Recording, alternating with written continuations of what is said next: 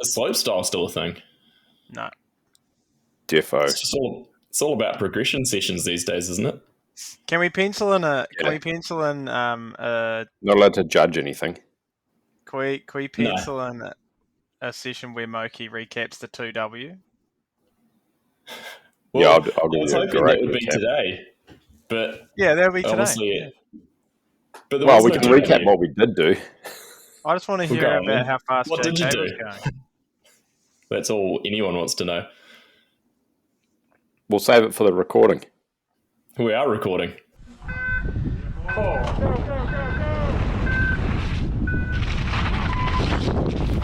Nice. Very nice. Front to back. Leader's garment. Quite happy. It's alright, isn't it? Looks pretty good in that bad boy. Excellent, I think the word you're looking for is... Look at that thing. Looks beautiful, doesn't it? Beautiful. Only if you're ready for this. Yeah. We are recording. I'm too busy on Instagram. Yeah. Righto. Well, let's crack into it then. I didn't realise we were on the clock yet. 2W report. So pissed with rain and everything was muddy, and most people were complaining about it. Me and JK and Kai practiced on Saturday, and we slid our way down 3 tracks, and JK proclaimed that he's either awesome in the dry or the wet, not the in-between, and it was definitely the wet, so I'd say he was on one. Like, he just pulled away from us pretty comfortably in the muddy down. We did the downhill track, and the downhill track is now just one rut, top to bottom, that's about almost middle of your wheels deep most of the way. So they just basically fucked the tracks for the weekend and then didn't even race. Basically, yeah. We did 3 tracks and decided that, or JK only did 2, I think, and he went home. He was just like, well, he'd obviously been over there during the week and practiced anyway. Which house did he go to? Which one of his houses? O'Carricker. And so he tailed off, and Kai and I went and did Hatu Patu, which was actually really good when we rode it. Like, it was wet, but it was real mint. Like, we got to the bottom and I was like, oh, that was super good. That was super fun. Anyway, then we went and rode Te Rua, which the top of was a pretty sketchy. And then by the time, once you got into the open on it, it was just a total mess. And we were like, well, there's no point in doing anything else because... Oh, no, we did Ruru as well, sorry. And Ruru was pretty... Yeah, that was pretty bad, particularly in the middle. And there was definitely some sections there where you were like, there was a bit of huck and hope to get the right line. Anyway, a bit of middling and squidding around there for a while. And then we decided, there was nothing to gain by practicing anything. You'd be better to just go in blind and just try and ride, try and get your feet on your pedals. So we went home, and then I was kitting up the next morning, basically about to drive to the race when they announced on Facebook that they were going to can it. So, I mean, it was the best call because, I was surprised that they even let us practice because we just ruined the tracks. And they had the short course race on Saturday, so all the courses that the short course had done were going to be ruined for when we hit them. And then we were going to race on them as well. And I've seen photos from Tihi Otawa, and that looks terrible. And that usually holds up pretty good in the wet. So, does they? Yeah, they've just reamed a whole bunch of tracks. And, I mean, I kind of get that they wanted to run the event. And it's good, I guess, because it's owned by the mountain bike club now. It's not just some third party taking all the money and then not putting anything back in to fix the tracks. So, I mean, rumour has it they'll go back in and reinstate stuff. But I see this afternoon they've just closed most of those tracks entirely. Red Dog, would you call enduro racing a false economy? I would, and so would Byron Scott. I believe he called it a false economy, didn't he? How do we call it a false economy in terms of how much fix-up there is afterwards? No, it's a false economy. So if you're from Rotorua and you do an enduro race, you smoke everyone because you're from Rotorua. And if you're from Nelson, you smoke everyone because you're from Nelson. And you race in Nelson. At least you're me and you get fucking smoked in Nelson anyway, so it doesn't matter. At least, And then if you grew up in Palmer, you go there and you think, gee, I'll be pretty good here. And Rankin comes along, blows your doors off in a XC helmet. So Well, semi-slick on. on his partner's bike. Like, That's what class is. That's what class is, mate. You don't see that in Palmy. No, you don't. See it in Levin. No, you're so it's so true though. Like enduro is, there's always going to be a locals advantage. No matter where in the world you are, there's always a locals advantage. And I think men would have put it, local fast guy. Yeah, totally. I mean, but to be fair, like some of those guys that we're talking about in Rotorua and in Nelson, they go other places and they're still up there. Just most of them aren't. There's a lot of these guys that do fuck all when they go somewhere else, though. It's quite amazing. Yeah, 100%. Yeah, definitely. They don't travel well. No. Well, I think you'll find like Nelsonians don't want to go anywhere else. Like they won't race. Well, I'll tell you, props. Louis Harvey turned up, and so did John Butler. They'd come up from Nelson specifically for it. That's cool. Oh, what a great weekend to come up! Shocker. But yeah, they've been up. I think Louis been up the last few years. I've seen him at the final 2 days. Yeah, I think he's been to a few of them. So anyway, I mean, whatever. It's cool to see people getting around. I mean, enough of us go down to Nelson and get absolutely smoked out of our depth and realise that we're not strong and we can't ride properly on steep stuff. Neither. So, yeah, didn't you I'm a gravel guy famously these days anyway? Lisa, didn't you famously crash at the last race you did in Nelson and then booked a flight from halfway down the track? This is seriously impressive admin. It was. I think it's the only race that I've pulled out of. Oh, I think it's the only enduro that I haven't finished. I'm pretty sure. Yeah. And yeah, I mean, I blew my knee, so it was in a pretty bad state and started swelling up. And then I got lost as well. How do you get lost on a Nelson track? I don't know, but there was a fire road that you got lost on, though. It was a fire road. Yeah, I didn't take a turn, and I was obviously cross-eyed when I rode past the turn-off. But yes, literally, I was walking down the track, rebooking my flight, and then I got to the bottom, and I rode. Yeah, by the time I got to the bottom of the hill, I knew that there was a plane that I could make if I hustled. So I hustled from the golf course back to KB's parents, get there, basically box my bike in record time, ring an Uber. He turns up and he's like, this isn't going to fit in my car. I'm like, yes, it is. We made the bike fit in the back seat. He dropped me off and I was there with, 10 minutes to spare or something. So yeah, it was all good. How did you get into the house again? Because I remember I got to the bottom of that stage and I've got texts and phone calls from Leicester trying to get into the house, and then I'm out of reception and... I can't remember actually. I don't know, maybe my brother let you in or something, I'm not sure. But what was it? Maybe there was just a door unlocked. Maybe you just smashed a window, I'm not sure. Yeah. I can't remember. No, I've got a funny feeling that you told me there was a garage door opener out there or something and I couldn't find it. You probably just looked for the most worn out buttons on the keypad, like everyone's code that's been the same for the last 25 years. Actually, I have a funny feeling that's what it was. You told me the code, but I couldn't get it to work or something. And then it worked all of a sudden, and then it was mint. Anyway, that was just a total mare. But that whole weekend just reminded me that you can't go to Nelson half cooked. Like you've got to have prepared. If you want to ride competently, I can go to most places and feel like I'm riding competently, however fast that may be. All I want to do, if I have a good time and ride well, then I'm happy. And usually that has some sort of, you've done okay. But yeah, you go to Nelson and you can't do that. You have to have been prepared. And I definitely was not. Big hills. Oh, it's big, yeah. Yeah, no doubt. So anyway, that's probably enough about Enduro for this episode. I got one thing to add further from our episode last week. So I think Enduro should just be a participant sport. They should give up on trying to cover it. It should just be a participant sport. Yeah. As much as I like the World Series, the World Series will be nothing without all the sponsors and all that kind of thing.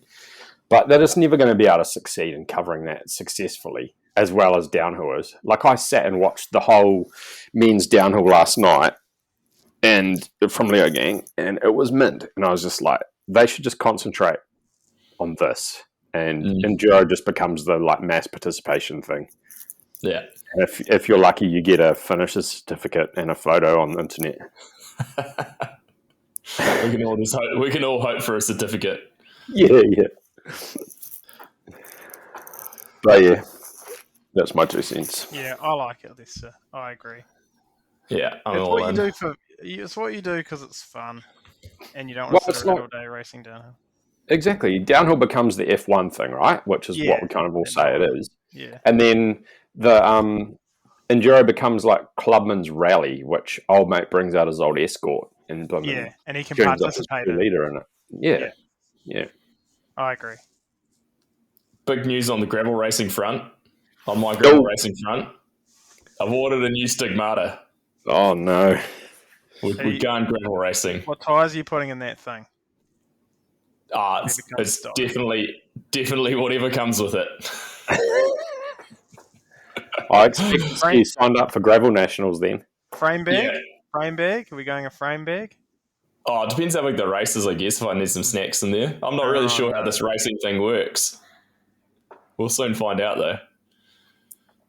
I Just highly my doubt calling. we'll find out. The hot tip is that the frame bag is more aero than the aero bar, than the bar bag. Yeah, I can't get down with the bar bag. I don't like that. I'm down with the bar bag, but Don't not please Down me. with both bags. All bags. bagorific. I'm just not down with bags on a bike. The only reason Really? you should ever have a saddlebag is if you're overnighting. If you're not overnighting, you don't need your saddlebag thing on. One of those massive doofers off the back. Oh, What about one yeah. of those cute little ones that you can put a tube and stuff in? Can we bring those back? Oh, those are all right. Yeah, I got one of those. Yeah. Oh, but the must-have is the top tube bento box Bento bag. box. Yeah, that's the deal. I used to absolutely rip the piss out of those people. because No, you haven't had baby one. boomers have on their e-bikes. Yeah, I know, but Yeah. until you've tried it, you will never know. Like, that's so good. Have you got your iPad on a quad lock as well on the handlebars? Yeah. We're going to be able to see the whole map. I saw a dude commuting home from work and he had like the, you can get the bottle holder bag thing on the bars hanging down next to the stem. He had his vape in there and he was just chonking on that. Oh, that's the man. That's what you need on your gravel bike. He was just about to hit this climb too, and I was like, "Oh man, You could actually hook an old Camelback straw thing up to the vape, and then you wouldn't even have to bend down. Yeah, be like a triathlete where they got their straw up so they don't have to take a hand off or anything. Just a vape on there. Oh, candy floss coming out. I mean, if it's a real big gravel race, you'd be wearing a Camelback because you'd need the fluids, right? So you could put your vape like right on your chest, and then you just have a little hose there, and every time you needed a hit, you'd just be like.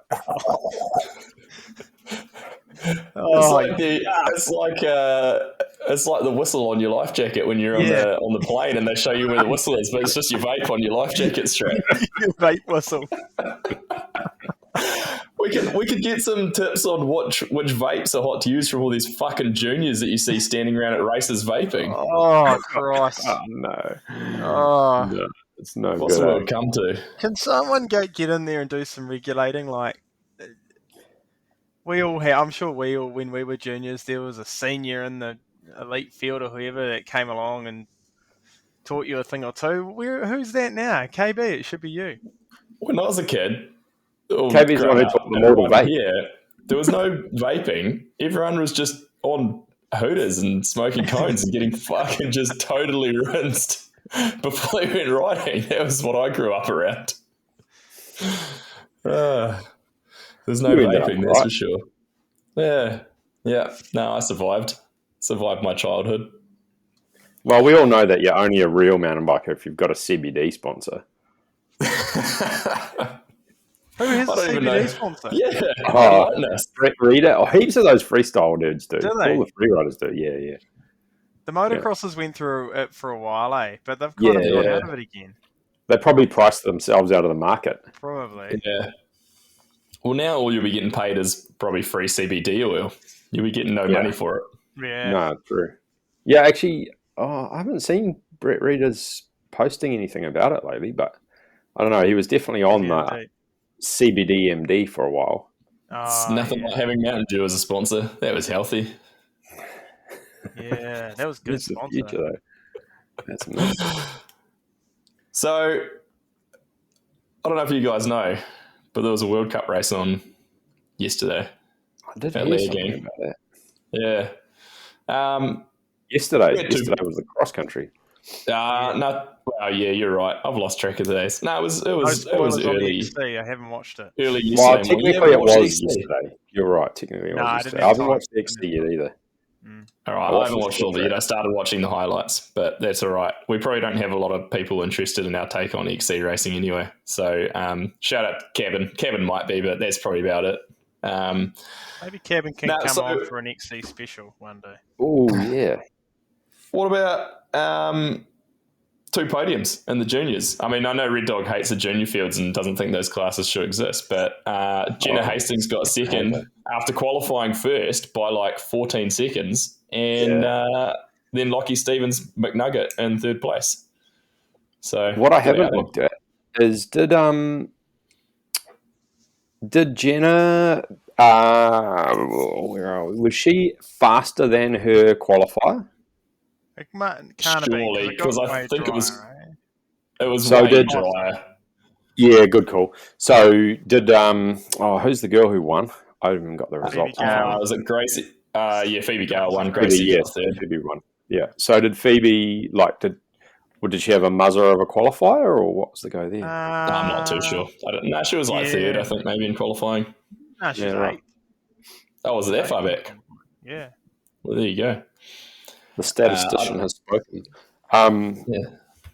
Yeah, I mean, after seeing Jenna, like, it's not so long ago, she was like 12 and just getting into riding, you know. Used to see her kicking around Rotorua quite a bit. And that, so it's pretty rad to see where she's got to. And it seems like she's on a pretty good thing with Bernard and Co. Yeah. With it, so What's good. the deal there? Because I see she's in TLD kit, so is she just like a satellite rider? Yeah, I don't know what the story is. So kind of the same as like what Sam Gale was the last couple of years. So kind of just like they used to call Sam Bernard's passion project because he was just kind of off the side with some support. But They have to change the name because she's a girl. Yeah, I probably wouldn't say that. Probably can't say that anymore. It's probably not okay. No. So no, I don't think I'd call her that. But yeah, she's just kind of like obviously gets all the support with the team environment and that by the looks of things, but still kind of off her own sort of side deal in Troy Lee and that sort of thing. But yeah, it's it must be nice having that support. I see her old man Rupert's over there too. He's a bloody good downhill dad, so good to see him kicking around over there. Yeah, I just like seeing her put the ladder up and down on Eddie's Instagram. Yeah, that's quality content, isn't it? It's such good content. It's good to see her back up the laddering with a good race run this time too. Yeah. I know. It really is fantastic. But yeah, I mean, that confidence is going to grow, right? From there on now, it'll be super interesting. Now she knows she can mix it with those guys, with those girls. I mean, a solid qualifier and then a decent race run. You can't complain about that. Yeah, it's probably only been 20 years since we've had a junior female do well. I was going to say, is she the next Scarlett Hagen? Hopefully she crashes less. Oh. That's sad but true.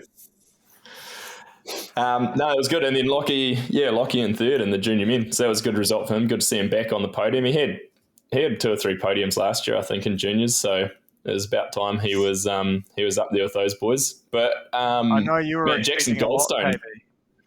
You're expecting a lot. He'll get a win, I reckon. You reckon? Yeah, I reckon. I think it's pretty hot competition there, but yeah, I think I mean between those, what was Goldstone? Third, second. Sorry, second. With a crash. Cross around the wrong way. Yeah, second with a crash. That's crazy. Yeah, pretty decent crash too. It was maybe half a second, maybe whole second. Yeah, it was not a half a second crash. Nah, no crash is half a second. Half a second is a dab. Yeah. No, it was pretty big. Yeah. So that was that was good to see those two up there for sure. But Lester, did you make it through the women's racing yet? Did you see the results? Oh, I did see the results. I haven't watched all the race runs yet, but I have watched most of them. It was, yeah, that was pretty cool. Pretty good race by the look of it. So, I mean, I'm pretty sure last episode we might have just totally forgotten to even talk about the elite woman. Yeah, we did. Allegedly, but you can't prove that unless you go back and listen to it, I guess. But No one would want to do that. I mean, anyway, we- so. The 10 listeners who listened to it Yeah, before won't they want don't to care. relive that Katie's again. mum doesn't want to listen to it again. Nah. I don't want to listen to it again either. We would have all definitely had Cammy Blanche as our pick, though. I'm sure 2-time winner coming into it. I was going to pick Valley, and I think it Oh. was hers for the taking too, and she Ooh, threw it away. She yeah. did multiple times. I just Came watched her unwrapped. run up to where she crashed the first time, and she looked really good till then. But do you think that's the pressure getting to her again, though? It's almost like she tries a bit hard. Yeah, I don't know. I just kind of feel like she's pushing to try and get a win, where she'd be better to like ride it a little bit less hard and try and just finish. Do you For think starters. it's kind of similar to what Finn Isles has been doing up Yeah. until maybe this year? Although he did have flashes of it in his race this weekend, but like just so desperate to win that they'll go over the top trying to do it. Because she looks That's what I like think. pretty frantic, like Yeah. really pushing. Yeah. I think her and Deprella are similar in some ways. in that. Yeah, Like, that's what I thought when I watched Yeah. Deprella. But we'll get to that. he needs to calm down a little bit. But it's I reckon whose run actually probably impressed me the most out of the elite woman was Miriam's. She just looked like she wasn't comfortable, so she just rode down the hill and just rode steady and got second. Like she just, I don't know, just the way she was riding, I was like, she just doesn't look that confident and comfortable, and just kind of cruised it in while everyone else was crashing and Goes to show losing. what a confident, clean run can do, right? Yeah, I think Eleonora Farina in third. I thought her run was pretty impressive too. Like she was looking real. She just looked real solid the whole way. Not really any major bobbles. Just I think she had one or two small stalls in the woods, but nothing major. yeah. She looked real good. How about Louise Ferguson? Pretty much a Queenstown logo in fourth place. First World Cup for her. Yeah, that's epic. Eh? Yeah, that was a cool. nuts. That was a good result. Especially because it sounds like she missed the first day of practice. Yeah, I saw she was stuck in an airport for 36 hours or something on the way there. That's crazy. I mean, maybe that puts you in the mindset of, hey, I'm here, let's just get it done, rather than having time to worry about lines and things like that. Especially when the conditions are so fucked, it's probably the last thing you're really thinking about. Like, you're just kind of there to ride. Especially being your first World Cup, you're probably like, oh, well, we'll just go get it done and see what happens. Very Yeah, that's sick. impressive, That's though. real, The man. national jersey. You don't see many podium getters with the national jersey on. No, that's true. Yeah. Yeah, well, I don't know what the deal with the Nuke Proof team is, but she's technically part of that team, isn't she? For the Enduro. I think she's kind of on the ambassador side of things. I'm not exactly sure. So Marine Cabarrou was looking pretty solid until she smoked herself too. Oh, that was a big crash and a bad place to crash too. Yeah, that was gnarly. And the stumps.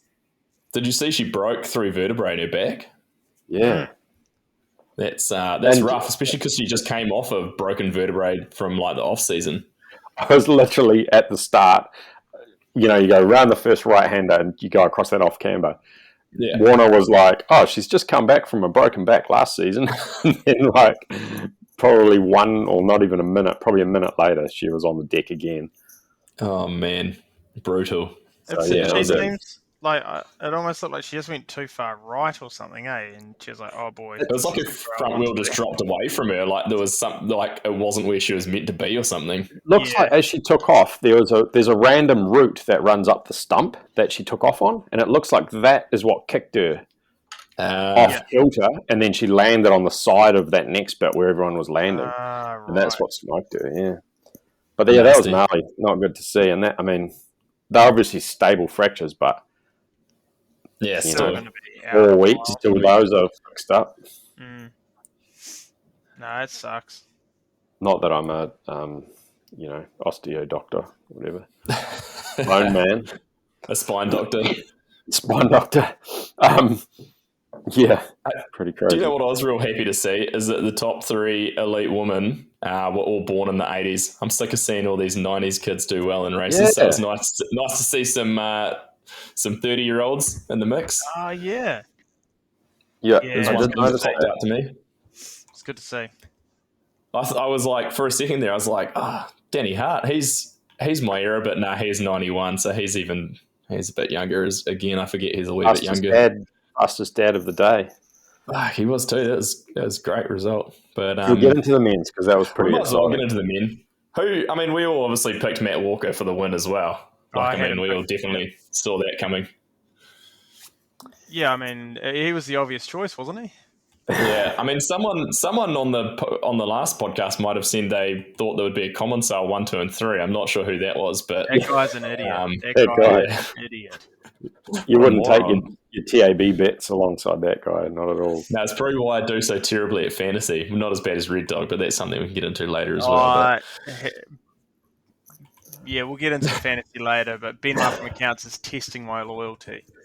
Yeah. Oh man, how's that guy? What a I was What a watching. I bummer. was watching his run, going, "He's gonna do it. He's gonna do it." Like, here we go. He's looking so good, and then it just all fell to pieces. I'm not mad, Benoit. I'm just disappointed. Oh, he would be so gutted about that. Yeah, he He didn't seem did too all happy. sign up. It was sign up. I did see a photo. I can't remember where it was, but it looked legit like he was crying at the bottom. Fair. And Yeah, that is so close yet so far. yeah. That was like his one that he's thrown away. But I mean, he's been so solid. I'm sure we'll see him back up there. I reckon the next round he'll come out punching so hard. Yeah, Lenzerheide could be a good one for him. I mean, everywhere looks like a good one for him. He's just one of those dudes. He just is quite solid. Are you hearing yourself talk? Like, he's just one of those guys, like Benoit from Accounts. This is a guy that, like, maybe last season we were just like, he's just one of those Euro guys that no one really knows about. Now he's was talking about World Cup winner. He's talking about on I was watching Wynn's post-race interviews, and he was saying how 10 years ago he was like, 10 years ago I was just really focused on doing a good qualifier and making it into the finals. And he's like, now I'm, with a chance to win. That's that's but pretty how cool. rad is that he's kept plugging away for that 10 years? Oh, yeah. Serious commitment. And because up until last year, he wasn't up there. Nah, I mean, he's maybe... In fact, you didn't even know who he was because it's not like he's got, I don't know. he had some podiums last year. Last year, but prior to that, he... Yeah. That Val de Sol result, in 2016 at the World Champs, was it him? I think he had a good one. Was it World Champs? Yeah, it was something like that. I might be... I don't think it is World Champs, but he did have a real good result at one point. But yeah, it was kind of like prior to 21, he had a couple of good random ones in 2020. But prior to that, he was just like a kind of one of those guys that hovered around like the 20 to 30 kind of range. Yeah. And he's just plugged away. And he was riding a Nikolai. Really? Yeah. When? Because that Dorval team was originally on Nikolai. Really? Oh, Yeah. There you go. that must have been a while ago. He's been around. That was 2016, 2017 that they were on Nikolai, and then I think they went to Common Sale after that, maybe. But, Okay. Yeah, he's been kicking around for a wee bit. Interesting. Benoit. Kiwi-wise, it was good to see Matt Walker finish, A, qualify, and B, finish, even though he was at the other end of the page. But He was the other cool to see bookend him of... back in there. He was the Matt Walker bookend of the other end. Yeah. What about that was great anyway. Hayden Steed, other Kiwi, who I'd never heard of? Yeah, where's he come from? Cole had Lucas, this discussion, maybe, fan of the show, Cole Lucas, said he was from up north and he grew up in New Zealand and then moved to Australia, apparently. Oh, right. So he's just claiming to be a Kiwi, That's all, really. He's the Oceania champ, though, Lester. Oh, right. Just Yeah. goes to show how important Oceanas is. Yeah, it hasn't been important since after the 2008 season. And that's all we need to talk about. It finished there. They shut it down after that. Yeah. When Red Dog got sixth, it was all we needed to know. One and done. Maybe one in a Blinky was- t-shirt. Blinky was our top man in 30th. Good to see him back. Probably not where he wants to be, but he was fastest at the speed trap, so he won. Yeah, I was going to say that's pretty cool that he was fast at the speed trap, and he wasn't too well. I mean, he wasn't OTA on in the woods either. Nah, that was one of his best sectors actually. Was down there, so pretty decent for him. Who else? JB, who else do you was know in the anything finals? about being Eddie? fastest at the speed trap? No, I can tell you about being slowest at the speed trap quite often. Notoriously slow at the speed trap. Yeah, I remember every speed trap you'd be pretty much last, and it became comical. I was making it up in the slower sections of the track, or I wasn't It qualifying. was a good average speed. It was a good average speed. Yeah. That's what counts, though, doesn't it? So why did none of the Kiwis do any good? Well, I mean, 30th is not terrible, but Eddie said he had a rough day, I think, just from reading into his stuff. If we could lock him into coming on the podcast, we could have got a first-hand account, but left me on scene again. Story of the podcast. I might call this episode Left on Scene. Same podcast. Yeah. Yeah, and then Wynn and Matt Walker, 55 and 56, right back there beside each other. But then we had Brooke, Tahoto, and George, all non-qualifiers. So three strong guys didn't make it in. do you think that our mud down here is that much different than over there or something? You combine the mud with the pressure of a World Cup. And George said something on social about getting stuck down a bank. And then I was looking at the splits from qualifying, and Brooke and Tahoto were looking good. And then I think the trees has just ruined them as well. Yeah. Do you want me to get into why I don't like the trees? Go on, then you just want to bike park the whole fucking way down, don't you? Look, I love the open fast section. It's so riveting. I just want more of it. No, I think it's too, for one, contrasting, which I guess you could say is a good thing as well. But it seems like it just doesn't hold up to the weather. So, like, the one half, it's all dry and mint and runs real fast, and you're like, oh, yeah, this is good racing. And then you get down the bottom, and, like, it becomes a little bit roll the dicey. I personally think the old way was cooler because it made for better racing. But that's probably not a popular opinion. Mm. You're probably one of the people that got Schladming taken off the calendar, aren't you? Oh, yeah, no, I hate Schladming, yeah. Shampoo as well. Awful. Yeah. Can it? I hate anything technical. I want it to be a gravel race. Well, half the track is. Well, yeah. But also, aren't you a little like, it'd be cool because I think the top half or that top sector that you don't see is actually quite good as well, but there's no cameras on it, so you just see like the really fast. Well, you see that bit coming into that. I'd like them to put more effort into the cameras at the top, and then maybe use that drone that they were using to follow people a bit on the motorway section. But we don't need like 8 shots and 2 minutes of footage of them squashing jumps. Yeah. I mean, once you've seen one, you've seen all of those, that whole thing, right? Yeah, and that gets a little bit dull, whereas I'm like, if we could see some of the stuff where people were crashing or making bigger mistakes and losing time, you'd probably get a bit more interesting footage. Yeah. Yeah, So, that's true. It's probably, I mean, logistically, it's probably harder. But Did you guys see Laurie Greenland's crash? Oh, you mean Laurie Loopout? Yeah, that was Fuck. unfortunate. What a fucker. Lucky.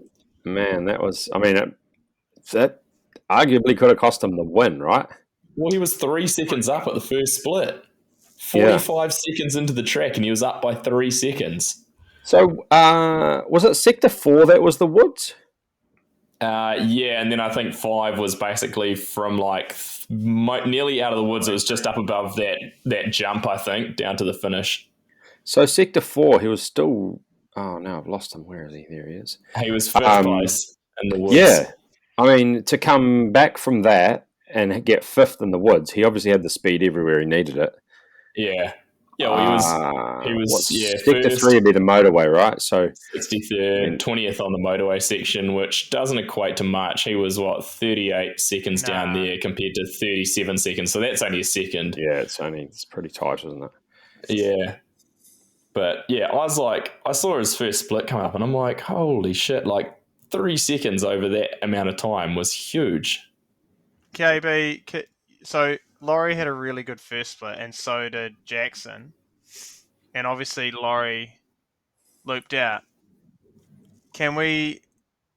Is there any truth to the potential that maybe Santa Cruz is mechanical doping and there's a motor in there? I think there's obviously something wrong with the bikes. Like, 2 guys on Santa Cruz's crash in the same track. It's got to be. Going on? Can you explain this, Kieran? I'm just getting baited here. Is it because they've got mullets? Is that the problem? I'm not happy about this. Back end's too low. Haircut mullets or rear wheel mullets? Rear wheel. I mean, I just want answers. Can you also explain why then Manar loops out through the tape? Yeah. See, same thing really, because he if he wasn't on a wall ride, if he was on the flat, he probably would have looped out. He would have. Or is there potential, and this is pure speculation, is someone paying them to take dives? Look, I think Commensal's paying them. Even Even though Commensal, they didn't hold up their part of the bargain where they're supposed to win. I'm about to stage a walkout here. Well, these are questions that we want answered.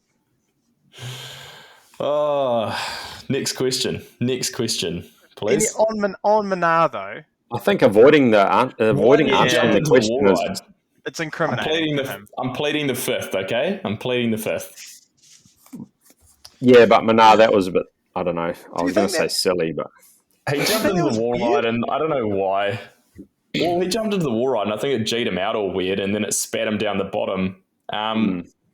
Kudos to him for thinking and actually turning around and going back around the pole. I got to say, I was pretty impressed by how quickly he obviously made that decision.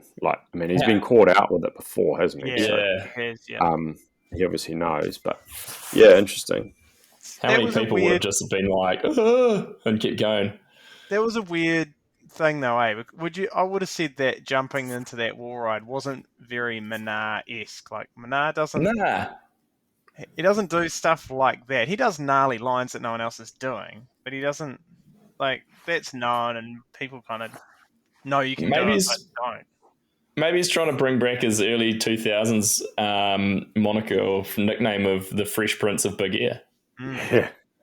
By doing some sweet jumps. Is it the curse of the rainbow stripes, Kieran? I mean, I sent you via text. 2009, Steve Pete won. 2010, he didn't get a podium all year after that World Champs. I feel like Petey just rode Steve. I feel like Petey just rode out 2010. He was just like, we've done it. We're doing a retirement tour. I mean, is Manar doing that though? I know he obviously. I don't think he wants to be doing that, but at some point you're like, wow, this is probably my last year, so let's just, it's not a. It's got to be a weird mindset to kind of be at an older age and be like, well, this is my last year, kind of thing, rather than be forced into it, because. Fuck, I can't let go of it, and I'm not even racing World Cups. I'm just local races, and I'm still like, I don't want to let go of going to races. That's what I live for. We've already determined that what happens when you retire, remember? It's at Kaka.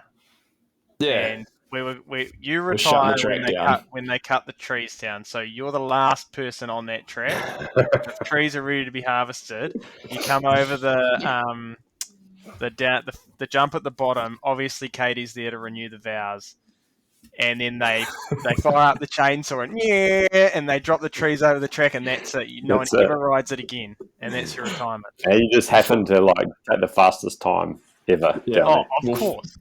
We'll freeze frame the track and it'll never be ridden again. You Yeah. got to wear the Alpine Stars t-shirt too. If only I could Ooh. find that. I think it might have turned into a rag at some point. Oh, How about Angel on the podium? That was a good ride for him. I'm moving the topic along now. great ride. Great I think ride. that shows that's what he's capable of, right? He's just had yeah. such a shit sandwich for so long. And do you know what? His bike setup looked fucking on point, I reckon. Like, his bars aren't too wide. Like, I reckon he almost runs a bit of a narrower bar than a lot of guys. And he just looked real dialed. It looked perfect size. And I reckon he just looked real comfortable on it. And that's where I was like, man, he's just looking dialed. He'd looked just real well set up to me. He looks from a physicality point of view, watching him on the bike, like pedaling out of the stump section. It was super solid, like some people looked like they were all over the place, but he was just he had the nice cadence and he looked solid on the bike and you could tell he's fit. And then just looking at him sit on the hot seat, he looks super lean and he's obviously he's just solid, but he's not carrying any extra weight or anything like that. Like in the past, I don't think he's looked as built as he is now, maybe.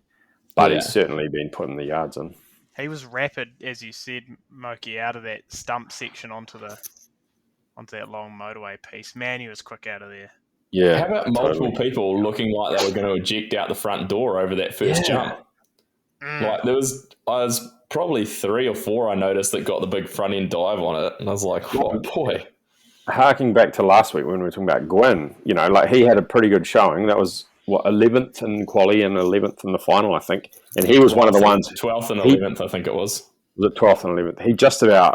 He nearly died. Like he was probably the closest to go at the front door as anyone else was.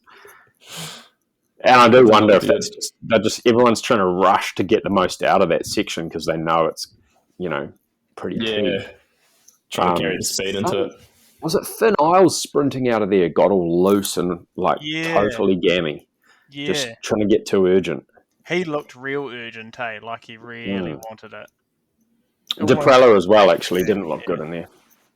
Deprello always looks very urgent. Just a little bit of feedback on Angel from long-time listener Dan Sims, who I don't think has ever listened. I just get a text Sunday morning, and the only thing he's texted me is, was Angel Suarez masquerading as Aaron Gwyn all those years at YT? They just traded timing chips. Yeah. I was like, oh well, Angel must have done okay at the race. This is what Dan done. He ruins the race. He ruins the race for you. Before you've watched it. Dan says the original race ruiner. That's why there's an embargo on results until after Red Dog's been able to watch it. But on Gwyn, KB, am I getting those beers? Fuck no. Oh no! Come on! I reckon that was a good showing. That was not a podium. But what? There was nothing wrong with his run, though. Well, how far back was he? He was 11th in the final. So yeah, okay. Yeah, it's not enough. Man, look, it's pretty close. Off the podium, he was 3 seconds. So it's getting close. Still got beaten by his teammate Dak Norton.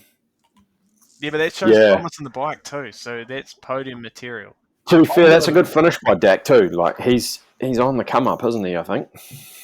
Yeah, he's pretty solid. If Gwyn gets 4th or 5th, I'm definitely pulling that those aren't real podium positions. Just FYI. Oh, bullshit.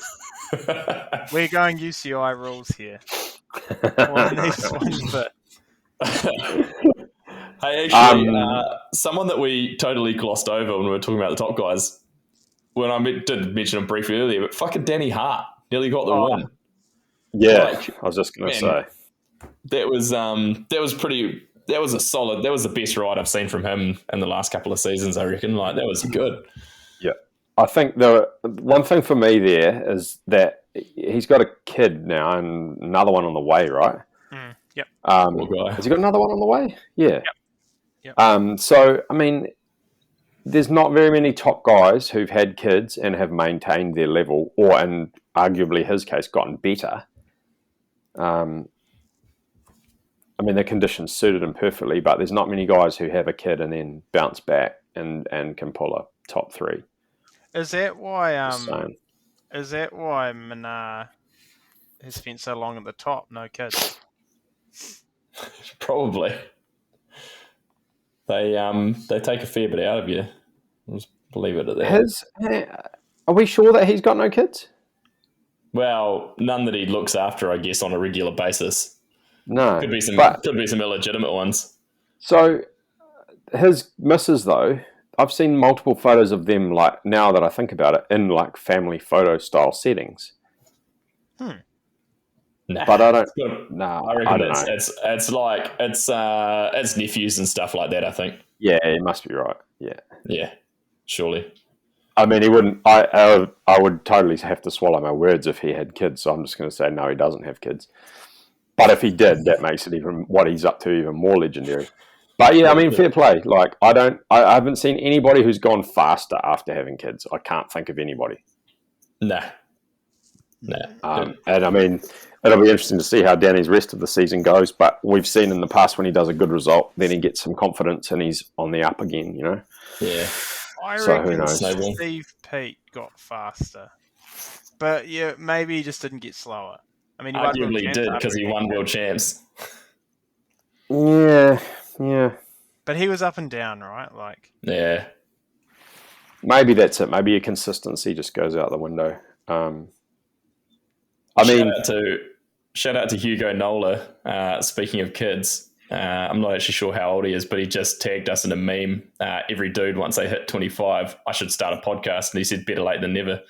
So thanks, Hugo. Thanks for blowing us out live while we're recording. 25. that's gold.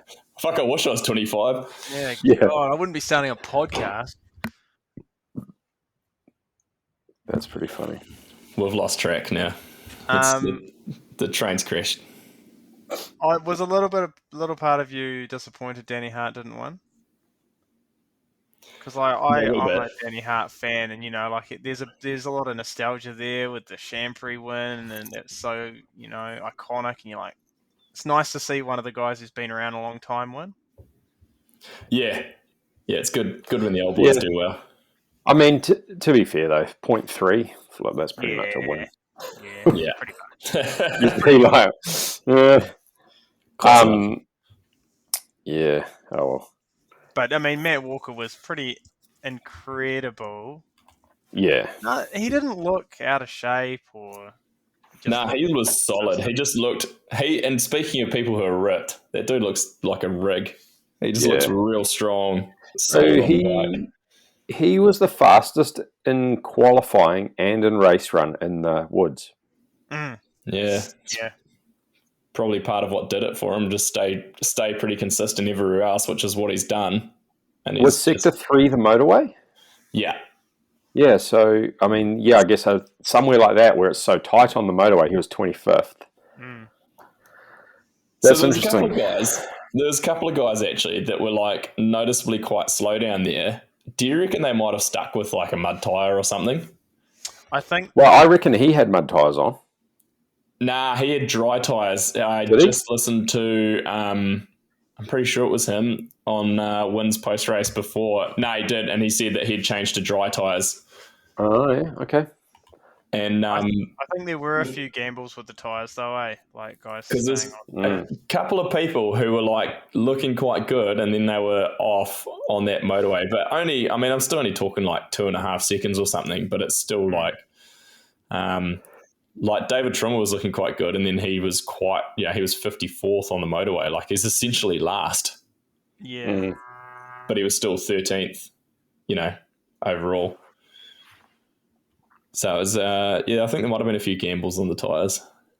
Yeah, definitely. Yeah, interesting. Vergier obviously will be pretty bummed out. He hasn't had a good start to his season. Hasn't been.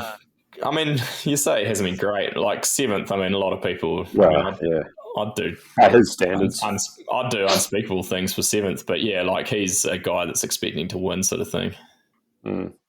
Yeah.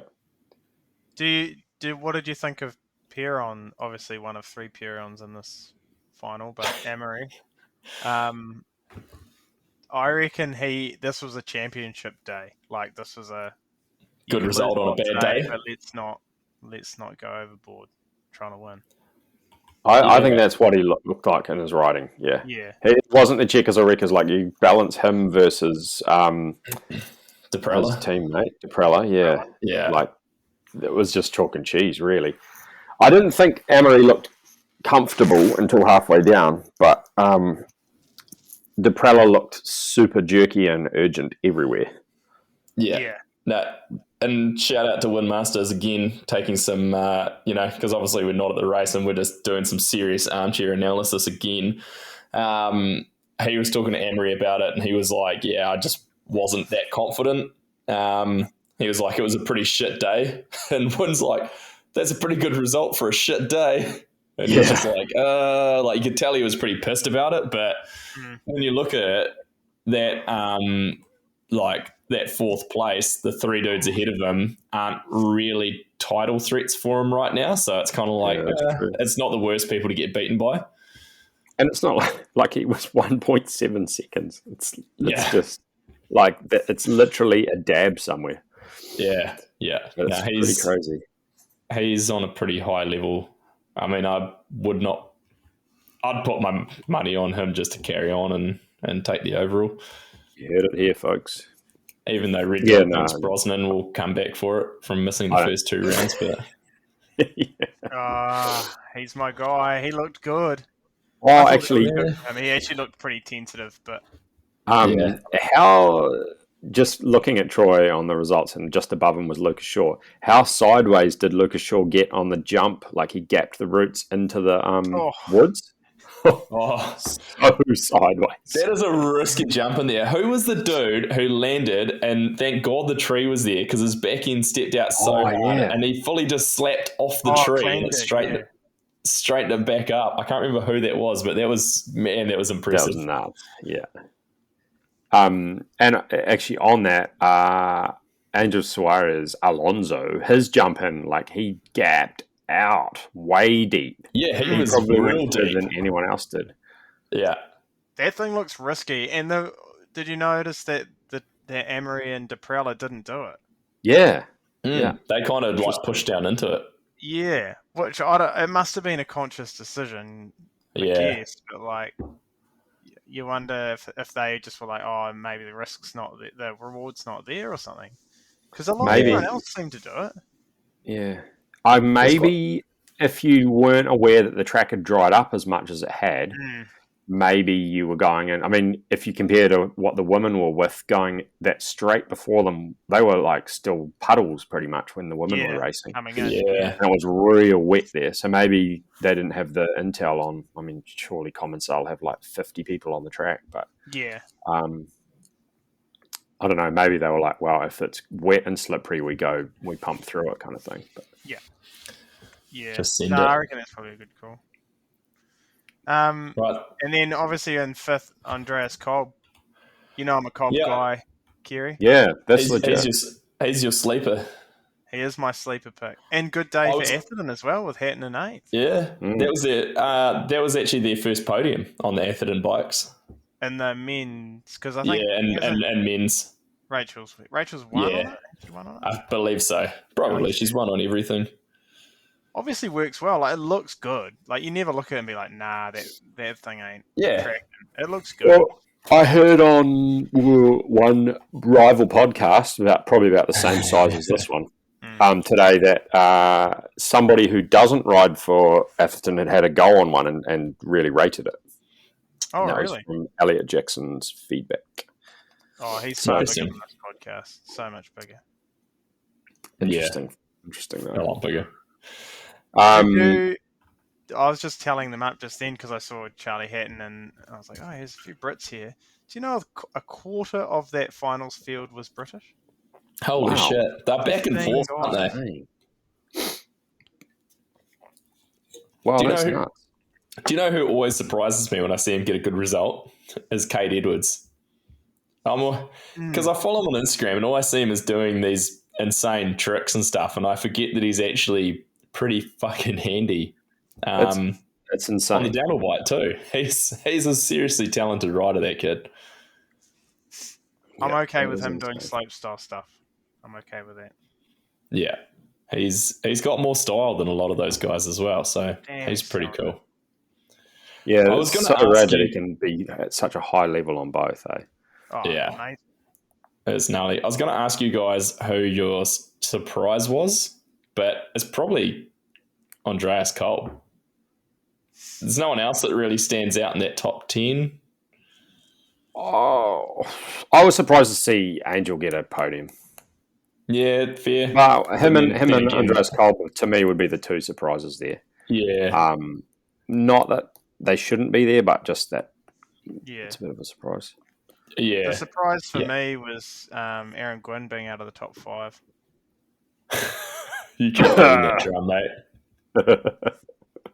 Hey, did you see the other two Pierron brothers, Baptiste and Antoine, who were 26th and 27th? They were like 0.2 of a second apart. That's crazy. Yeah. That's got to be some proud parents there with all three sons in the top 30. That's pretty cool. They're either proud or really nervous every race weekend. Oh, yeah. Yeah. Imagine that, all three kids in the racing downhill. I'm just scrolling down through results. Dan Booker, 35th. Another great result for on a bit of a breakout season. Nico Yeah, Mullally and on his frameworks. Yeah, good result. Good ride for Nico. I feel like he's capable of more than a 32nd, but it's good to see him back in there and up around that top 30. Yeah, so I'm just super wondering when his bike's going to go to market. Surely he's going to start selling them in the next few months. Yeah. Well, they seem to be putting enough work into it to. Wow. You're right, I think. I don't 'cause know, he it seems just- to make quite a few. There's no reason not to. I mean, why wouldn't you? Mm. Because, like, you'd do them to order. Frank the welder would just weld them up. And I listened to him today again on our rival podcast, which is similar size to this one. The Downtime podcast post Very race wrap similar up. size. Similar size. Yeah, it's a similar, it is. size, yeah. Same square footage. Yeah. We're just waiting for Maxis to send us some air tickets so we can go to the next World Cup round. Anyway, he was saying that, they've refined the bike again, and he reckons they've got the geo and the kinematics right, but they were just changing a couple of things to do with manufacturing to make it quicker and easier to make. Oh, So that was interesting, because he hasn't really talked about that side of it before, that I've heard anyway. no, you got the impression that it was purely for him and him only, like he was making it as a race bike with no intention to take it to market. So I guess that hints that it maybe is. Interesting to see. It's cool though. It's a cool project. Oh, I think it's awesome. And if he does make them, people will buy them. Oh, he'll wouldn't absolutely sell them. It'll be great. They'll be hot ticket on the east coast of the US. Oh, Every man his dog will have one. Eastern States Cup downhill series will be just thriving with them. It'll be like Iron Horse's back. Yeah, fully. What do we know about Ethan Craik? Oh, 'Cause if Horse could ever make it on the podcast, we could ask him about it. But Yeah, we're going to have to get him on because I don't know anything about the kid, but he did all right, and he's young, 2003. And there's a couple of 2003s in there, but can we? he must be just out of juniors. He is, I think. First year elite? Must be. Can we put this down to Horse? Yes. I bet that's got something to do with it. Yeah. Yeah. In other matters, did you see? Well, I know that KB did, but the old Matthew Fairbrothers ride. Red Dog doesn't want us to talk about 17-year-olds anymore.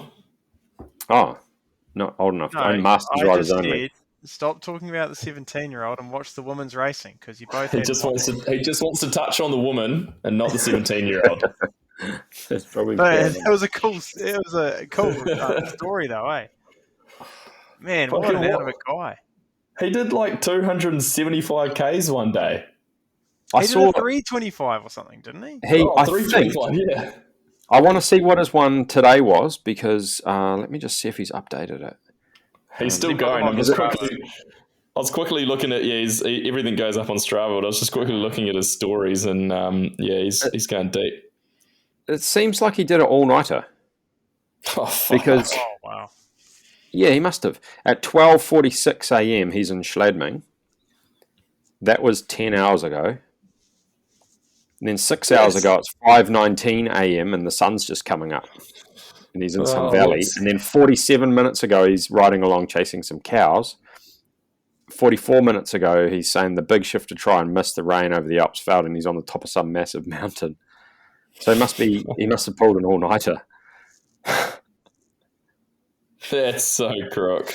The coolest thing out of all this, outside of how epic what he's doing is I've seen so many riders reposting and obviously following him, and just like, this is so epic. And dudes from all sorts of riding backgrounds. It's pretty insane.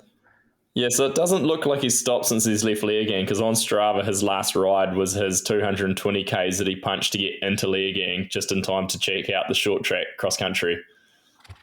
Tom Bradshaw actually bought him a hotel room that night just so he would actually get some sleep and not sleep under a tree for like 2 hours.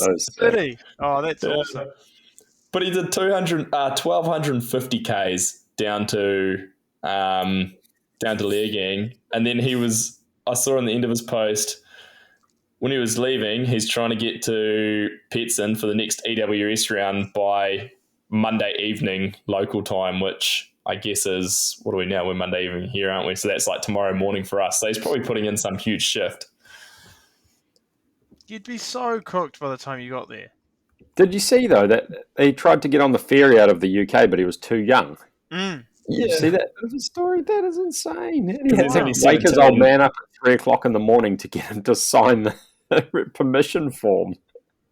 Imagine So getting that call at 3 in the morning. You'd think the worst day as a Oh, parent. man. His current ride, as for a quick Google map, looks to be about 277 Ks to get down to the next EWS from Leogang. So That's not too major. Oh, He would have just done that in one go. no chamois, doesn't run chamois. Yeah, that a boy. Yep. Yeah, that's I don't know Red Dog's I don't know guy. how you guys... Do you have, like a calloused undercarriage, Red Dog? It must be. Oh, yeah. I never... I do when I go out, like, on a big day, like we did, Mokey. But in general play, there's no chamois. Especially not enduro racing, because you like end up like walking or sitting, and then it just chafes you real bad. You got the wrong chamois then, don't you? Just savour the moistness. I'm using one that Tom Bradshaw gave me. It's like a pack and save one that Like a second-hand one. Worn quite a few times. Is that a problem? Isn't that our prize? Isn't that our prize for fantasy? You probably shouldn't be wearing that. Oh, yeah. Sorry, I'll give it to the prize winner. I think it was chamois. Danger. Give it to him when I'm done. I always cringe when I see on Bike Shop people selling second-hand bike kit that's obviously been ridden. Like, what? No. Yeah, that stuff should be going in the bin. Do you think if you're an enduro team manager, do you give Fairbrother a crack? I think if you're an endurance team manager, I think I'd give him a crack just for purely being epic, not in a race, but just as a influencer. yeah, imagine how much you'd save on travel because you just put them on a bike and be like, "See you at the next race, kid." Yeah, Mate. that's right. I've got to get to Whistler though. Good luck, mate. Get paddling, boy. I don't know. I mean, I've got some questions on Instagram. I'll dive into this. We got one that was lit kit, shit kit. But it's probably a hard one because I don't remember too much. I do like there's two standouts that I've been liking their looks this year. The Dorval team, they've had some pretty good looking kits, and I've actually been liking the Darko stuff that the other Common Cell, like the Muck-Off Common Cell team's been running. Like their kits have been looking pretty good. Anything stand out for you guys? I reckon Valley Holes kit from this weekend, if you actually can see it like When flat it wasn't covered in mud. when it wasn't covered in mud, or I was going to say on her, but that doesn't. When you can see the whole thing, it looks legit, and it's tied into her bike and stuff as well. I think hers was real cool. Yeah, that was I was pretty about good to say looking. that too, Lester. I'd like to see it without the sleeve. You know, like she has to have the sleeve on it. Yeah. National True. champ sleeve. I'd be keen not to see that. Yeah. And Andy Wilson wants to start a hashtag called #BelieveInBenoit. I could probably get behind that. Yes, that's a good I'm one. behind I'm that. into Yeah. that. Yeah, Yeah. we're big Benoit fans here. Can I take one? Yeah. Can we backpedal 1 second back to the Yeah, absolutely. to the Lit Kit Award? Kits are getting so tight now that they're basically skin suits. Is it time that they drop that rule? Well, so they've got the rule of like how tight they're supposed to be, but it doesn't seem to be enforced. No. So why not? Why are people not? Well, I mean, I know why they're not, but is it time they just drop the rule because no one's really adhering to it and just embrace the skin suit? If the skin suit rule went, who would be the first person to show up in a skin suit? Oh, whoever wants to win. Yeah, I reckon a lot of Who's them would. who's going Have to you ever take worn it? a skin suit, KB? Yeah. Yeah, I've raced a few times in a skin suit at World Champs. Yeah. Fast. Oh, of course you have. Yeah, of course you have. Yeah. So they're fast. There's no You denying. selected they me are for a fast. World Champs team back in 2006. Yeah, I did That I too. raced in one. Bad move on your part for that one, but that's all right. That's another story. I selected you in 2013 and you didn't even want to go. You only put me on the long list, though. I was Close enough. 3 years post retirement at that stage. Yeah. Anyway, that's my 2 cents. I think they, being a time-based sport, they just about need to ditch that now. I think it would be Because when it's so- Red Dog would pay him to show up in a skin suit just to try and get those seconds for the podium, so he doesn't have to buy the I beers. reckon we can claw back three. Claw back three. Anyway, if it's not being enforced, then like, exactly. What's the point of having it? It'd be I mean, they like, could Look cool, but it'd be like when they all signed the thing that they weren't going to take their visors off anymore, and then the very next race, Burrell turned up and took his visor off right by the start hut. Exactly. I think you should have to have a visor because that's just Yeah. a little bit too far. No, that doesn't at look least you good. can enforce that. Like it's pretty binary. Like visor, no visor. You can have Yeah, a really that's- small visor though, I guess. Yeah, Graves always cut his down, but you didn't really notice it. Nah. I had a couple of questions about that jump out of the trees, that big Red Bull one. I think it's called Valley's Hole, which is Bro, probably did the you worst see the name dude ever. explode on that? Yeah, the on Cathro's team. That Was he on huge. Castro's team? Yeah, Yeah, that I was think so. mega. It looked like it broke his bike too.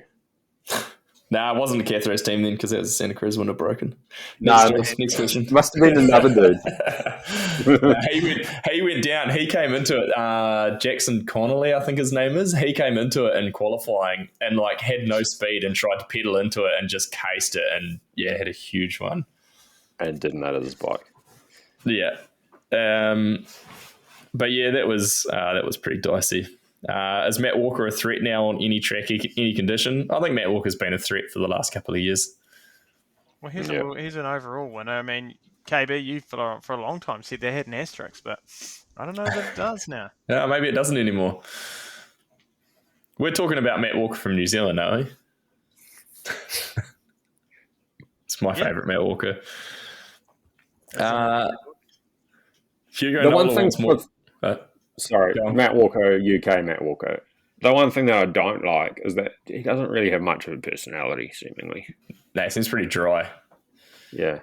But It's a bit what boring. does it take to win? He's not there for a popularity competition. I don't like the my- kit. I'm not a fan of the Saracen kit. No? That can, yeah, I'm out on that. Okay. Each to their own. The bike's cool. Yeah. The kit's not. Oh, so they won the juniors as well? Yeah. Yeah. Yeah, they're junior. That's pretty cool. For For a small team, that's pretty good. Jordan Williams. Yeah. That was, good result. Hugo Nola wants more stories like Sam Baker and the Euro cheese. Yes. Actually, Does it I've have got to be one. about Sam Baker? Because He was up at the 2W, covered in mud. there you go. True story. There's had- a few stories from 2010 when we were overseas with them, but I'd have to think about some good ones. I got. I had my eyes opened. Here's one when I was about 15, and Drop-In TV came to New Zealand. Remember Drop-In? This is for our older generation of listeners. I got some guys yarns will be about Were you it. involved? Were you involved, Lester? Yeah. Yeah, I remember Lester being around there. So I hung out with them when they were in Nelson, and 15-year-old me was pretty starstruck because Randy Spangler was there. I just am dating myself so much now by using names like Randy Spangler. Darren Bearclaw, he was there. And at that point, he was the big time slopestyle guy. And he was going home after they'd been in Nelson, and he's riding the dirt jumps next to the BMX track, which you'd remember pretty well, Lester, I'm sure. I do.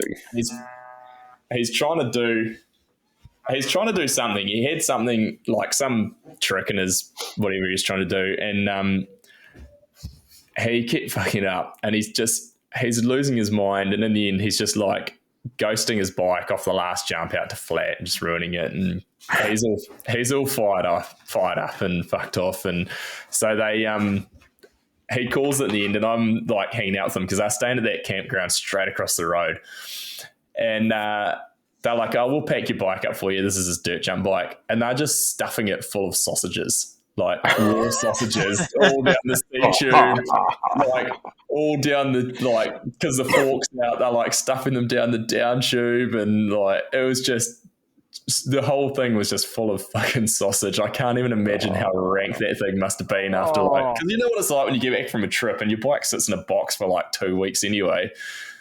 That thing must have just been so grim. That's nasty. Oh, I think Bearclaw had gone, I think, by the time they came up north. Yeah, he They left must have after. gone south first, yeah. Yeah, I know he left after Nelson. It was a weird time for mountain biking. Dropping TV. Pretty Can you epic, though, that they explain pulled it that off. explain it for the kids, Kieran? Well, Like what I mean, this was TV?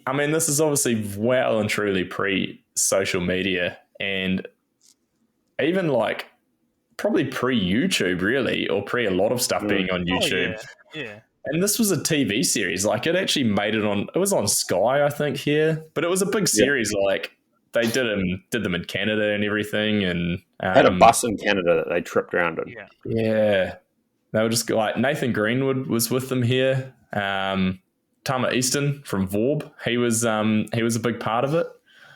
Can't really remember who else was there with them riding though, but yeah, they tripped around, went all over the country, and me and Paul Langlands did an afternoon at Paul Langlands' place with them, and it was an interesting eye opener. Like Paul's old jumps. Oh, this is going way back now, but yeah, I mean, his old jump, they were really struggling to get through this set of 3 jumps. And Paul and I Paul had them schooled and I was okay on them. But yeah, the Canadians really struggled with it. But we filmed with them for an afternoon out there and did a couple of things. Actually, funny yarn, when we were on the way, so we all met in the middle of Cambridge because Paul's parents' place, or the old place, was in the middle of nowhere, and he was like, "You won't be able to figure out how to get here, so I'll just meet you guys in town." I didn't have a car at the time, or I don't even think I had a license at the time. Anyway, so we meet in the middle of Cambridge somehow. Drop-In TV guys are there in their big camper van. They had maybe 2 camper vans and a small van, I think it was, and like the big dog campers. And me and Paul met them, and we were in Paul's. I can't remember what rotary it was. Some rotary he had at the time, and no rego, no warrant, classic Paul Langlands. And we're driving through town.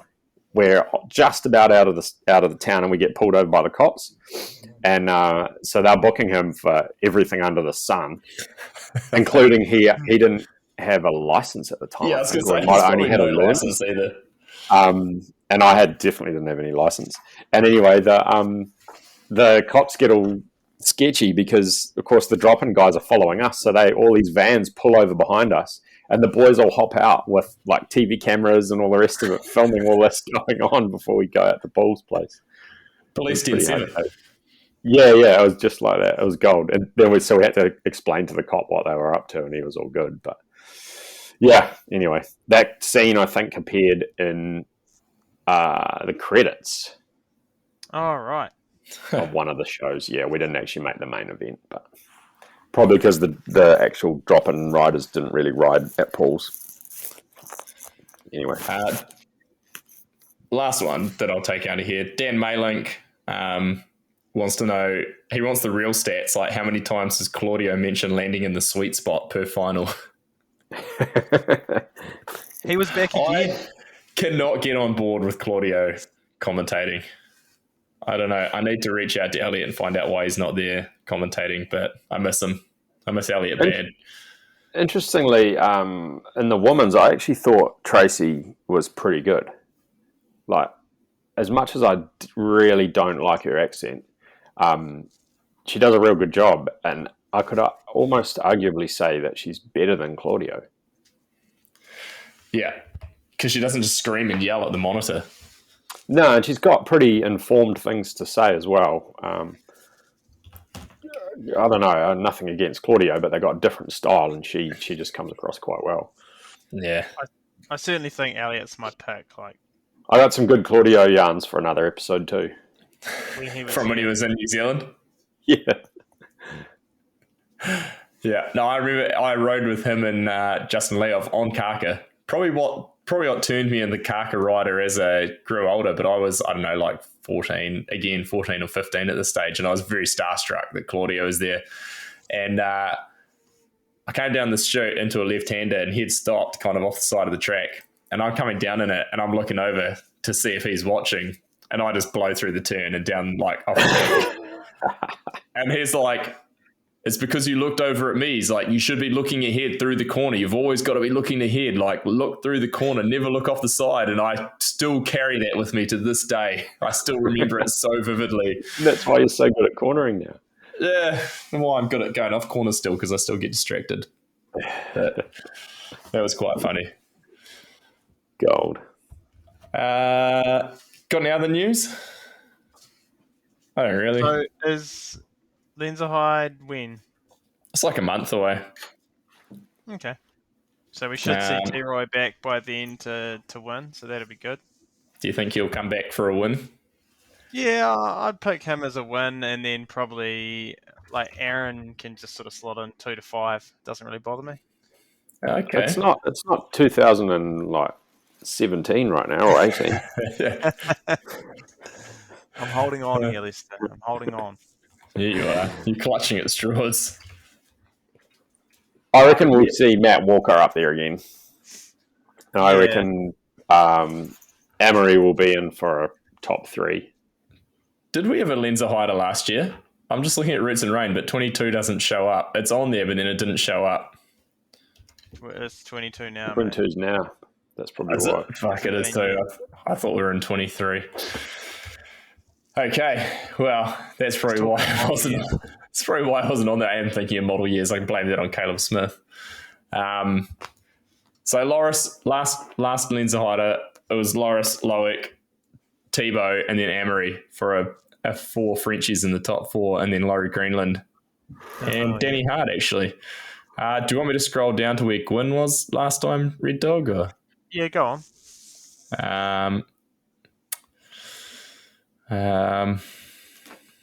I actually don't know if he was there. I think he might have actually been injured because he's not. I can't see. He would have him been injured. Wasn't that when he broke his? I was going to say thumb, but that was last year. No, wasn't that when he broke his thumb the first time that year? Could have been. Don't know. Anyway. He's been out. Benoit was fastest at the speed trap last time. Believe in Benoit. We'll be back. We believe. Oh yeah, let's put him in for a top 3. Yep. French top 3 again, or common style top 3? I'd just say French. I think Laurie Greenland's going to win. Well, if he's got that mechanical doping. Oh yeah, yeah. They might catch him by then. Good luck with that. He's got to be due a win, surely. Yeah, I think the writing's on the wall, but This is poor form from me. Has he won a World Cup? oh, come on. Yeah, he has. Where was it, though? I can't remember either. It was Only had one, I think. 2019 at Val di Sole. There you go. He's got to be due another one. Has Manar won a World Cup? Just one to know. Is it? I think he's won a couple. Not this year. Okay. Oh. So Leicester, I tried to double down with Red Dog after the race, and I said that I bet him 24 beers that Manar gets a podium before the season's out, and he wouldn't take it. I'm stewing on that one. I might still take you out prior to Lenz. We famously, I'm pretty sure we've covered it, and if you haven't heard it before, we've got a 6 beer bet on Gwyn getting a podium before the end of the season, and so I wanted. That's weak. Well, yeah, it's between me and Red Dog and Chris van der Kolk. So me and Chris are on the side that he won't. Red Dog's on the side that he will. But so I tried to go. I think I said 24 for Manar to get a podium. Make it 24. Make it really worthwhile. 24 crafties is pretty expensive, though. I don't know if getting up there. Are we talking crafties? Okay, not lying. We're not buying Spates or anything. Nah. I'll think about it. There was a point today where I was like, you know what, I could take that. That's 440s. That's $100. Yeah. If they're going to be pints, it would put me out. I'd have to remortgage the house. Yeah, you would. You have to tell Harriet that she's not going to college. Yeah, I would. Yeah. I used your university fund. Yeah, to pay these dickheads. You can blame that man. Had a betting problem. So what was it? That Manar will get a podium. Yeah. Maybe he's on the Manar side. 100% he'll get a podium. Back Manar. Yeah, I think he'll get one. Even if it's world champs. Yeah. Can I take world champs out of the equation? Nah. It's all part of it. Part of it. Yeah. They're all races. World champs. Is there an injury clause? Is there an injury clause? If he gets injured. Yeah, that's probably better on my side if there is an injury clause that I can back out of it. Yeah, I don't like that. Yeah. We'll have to nail out the details on this one, I think. Let's iron out the details, yeah. And I'll put it in my little on my notes on my phone, the bets I have, which is just with you and Chris. Don't you have a little black book? Nah. Maybe I could become a bookie for like World Cup racing. Yeah, there you go. International. Good start a website. Yeah. Speaking of bookies, round 3 of the OTB podcast league on Pink Bike Fantasy. Sam Cameron took the win, 660 points. Hucker Dave in second with 647. And Caleb Drummond in third with 645. Myself slid into the top 10, pulled a 9th. So I was pretty happy with that. See how far I have to scroll down to Red Dog. Just a second. Oh, I got screwed by Valley and Benoit. Things were looking so good. They were looking so good. I would have taken a win. 32nd. Oh. Whoa, you got smoked, Red Dog. I honestly... Well, you beat me, to be fair. I might as well have just not picked the team. I had some good dudes in there too. I've had some solid picks. I think Ferg Reynolds. Shout out to Ferg for getting 57 points and rounding out last place. That was stupid fantasy. So now Liam Jackson is still leading the overall. Hucker Dave in second, and Sam Baker. We might have mentioned him on the show once before. Sitting in third. I'm not familiar. Yeah.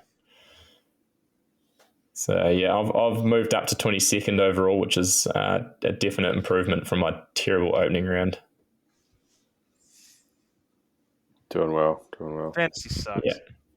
It does suck. Why did we start doing this? Thought it might get some engagement, but what a shit idea. Right, boys. This is probably enough for today.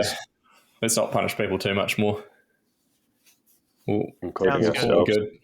We'll round it out, and we'll catch up again soon when we've got something else to talk about. Right. We'll see. We're on to Lenzerheide.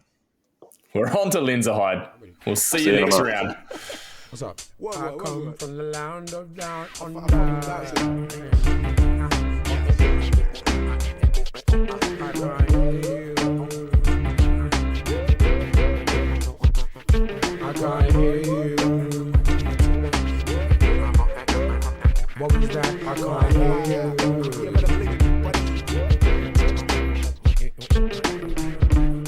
I let it be like John Lennon, the anti-serum that you don't get for poisonous venom. Read the label carefully, I'm only here for the show. I love hip-hop too much to let you feed my ego. In the key of F-U-C-K, Y-O-U. I mean, why do I owe you if you're not helping me through? I mean, why do I owe you if you're obstructing my view? Success is not my castle, just a house that's brand new. You see, I irrigate the culture, give it shape like a sculpture. Still complicated, drop like I'm supposed to. B-L-I-T-Z like my DJ. Rock to the rhythm like you rock to what he plays.